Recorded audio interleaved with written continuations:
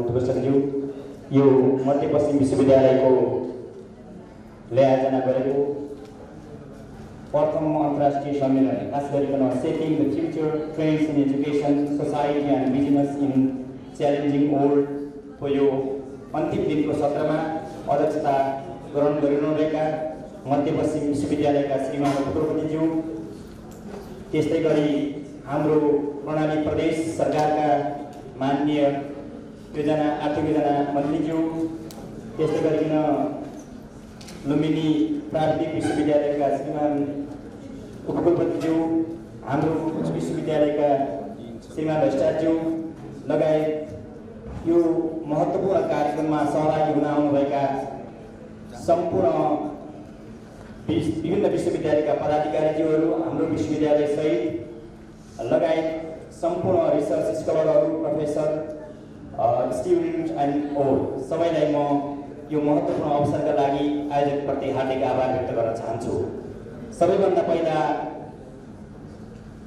यो अन्तर्राष्ट्रिय स्तरको यो कन्फरेन्स विभिन्न देशबाट सहभागी भएर विभिन्न समसामयिक सन्दर्भमा खास गरी इन्टरडिसिप्लिनरी सेक्टरमा आफ्नो कार्यपत्रहरू प्रस्तुत गरी हाम्रो यो क्षेत्रको यो कर्णाली प्रदेशमा एकाडेमियाको ट्रस्ट यो भोग सिर्जना गर्नुभएकोमा म यो आयोजक संस्थाप्रति आयोजकप्रति हार्दिक आभार व्यक्त गर्न चाहन्छु र म त्यसको एक सहभागी हुन पाउँदा म आफूलाई पनि गौरवान्वित महसुस गरेको छु।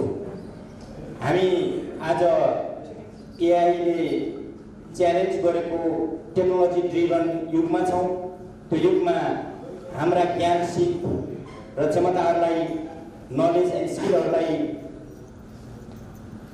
विश्वमा डिसिमिनेसन गर्नु छ। हामीले त्यसलाई अपलोड गर्ने भनेका छौँ। हाम्रो ज्ञान सिपलाई विश्व बजारमा अपलोड गर्ने र विश्वको ज्ञान सिपलाई डाउनलोड गर्ने प्र्याक्टिसबाट हाम्रो एकाडेमियालाई हामी इन्भेस्ट गराउन सक्छौँ। त्यसका महान अभियन्ताहरू हामी एकाडेमिया नै हौँ।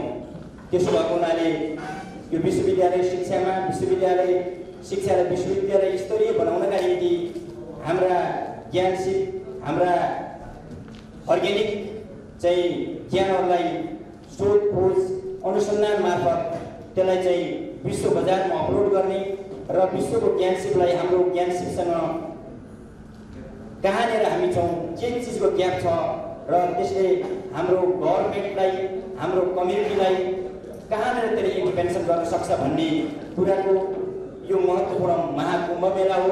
त्यो कुम्भ मेलामा धेरै प्राज्ञहरूले आफ्नो किनोट स्पिकरज्यूहरूले, प्रिलिमिनरी सेसन दिने आदरणीय अग्रज व्यक्तित्वहरूले र हाम्रा प्यानलिस्टहरूले, हाम्रो पेपर प्रेजेन्टरहरूले धेरै महत्त्वपूर्ण विषयमा छलफल गर्नुभएको छ र त्यो महत्त्वपूर्ण छलफलबाट हामीले यसलाई सारका रूपमा अब एउटा थप जिम्मेवारी हामीलाई प्राप्त भएको छ।